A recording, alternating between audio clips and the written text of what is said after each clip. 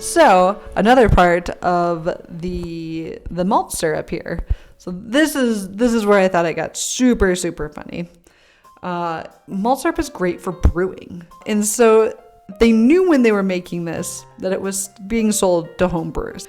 The sign for Budweiser was actually this guy like winking, like, yeah, here, buy this. We know what it's for. Let's turn that near beer into real beer. And so they just sold it for that. And like, again, we brought this up before. It's important because brewing itself wasn't actually illegal. It was the manufacturing and the transportation. There's all these other things. So you could homebrew. And so they actually made products to help home brewers make the beer they couldn't make it at home.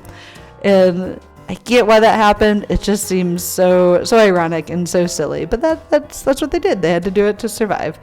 In addition to the malted milk that they sold to like bakeries and soda shops, the yeast, they would sell blocks and blocks of the yeast that they would use in their beers. Again, sell them to bakeries. It was very popular for them. It was a lot. Then we get them in bulk, but then they also sold it to home brewers, so they could literally just recreate the same beer as closely as they could.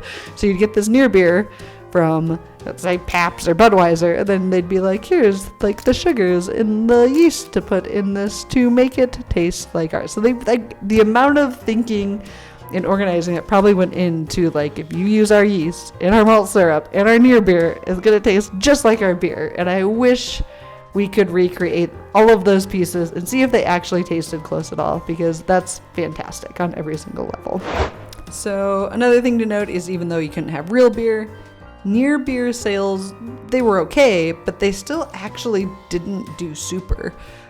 They pummeled from 285 million gallons to about 100 million gallons between 1920 and 1928. So it kind of points to people who were probably just choosing to homebrew, save the costs, save the materials, instead of just going down the near beer route. But you would have thought, like, without it there, like, that would have been a really booming opportunity, but it really wasn't. It was all these other things that kept these businesses alive. It wasn't their near beers.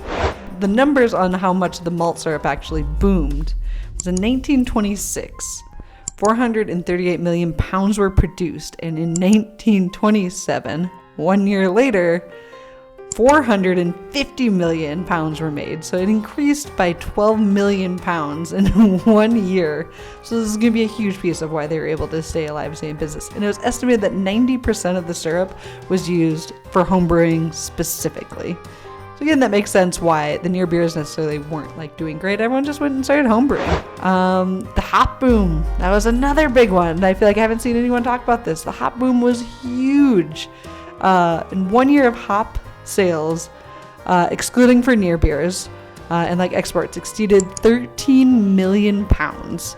And the vast majority was assumed to be going to homebrews, because what else do you use hops for? I know you're like, you can make teas, but nobody makes teas with hops. Like, you use it for beer.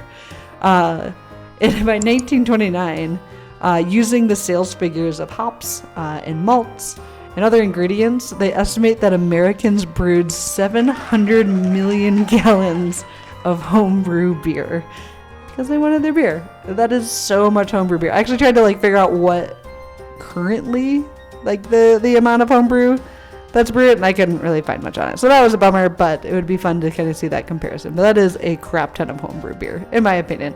Maybe I'm way off, maybe that's like nothing, but to me it seems like a lot.